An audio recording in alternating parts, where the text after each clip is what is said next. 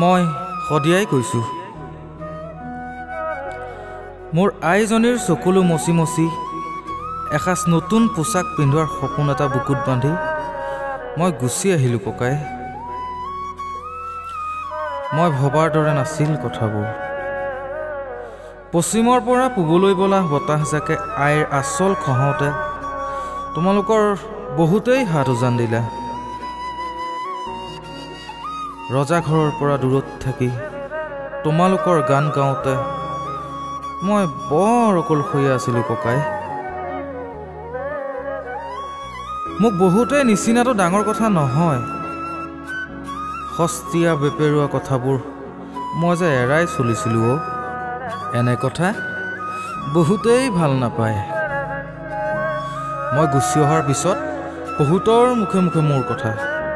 কোনে ক'ব এতিয়া মই যে সংগীবিহীন খাটি খোৱা অসমীয়া। মই সদিয়াই কৈছোঁ, মোৰ বাবে বিতৰ্ক নকৰিবা।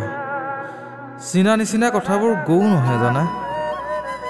পাৰা যদি মোৰ গীতৰ আহ্বানবোৰ হৃদয়ংগম কৰি মোক তোমালোকৰ মাজত জীয়াই থাকিব দিয়া।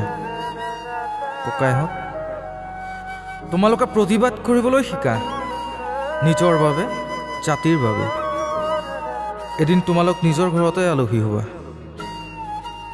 মোৰ মৃত্যু হোৱা নাই ককাইহঁত। তোমালোকৰ মৰম চেনেহৰ বাবেই গায়কৰ পৰা শিল্পীৰ ৰূপত এয়া মোৰ নতুন জন্ম হৈছে। মই সদিয়াই কৈছোঁ, মোৰ বাবে দুখ নকৰিবা ককাইহঁত, মোৰ বাবে দুখ নকৰিবা।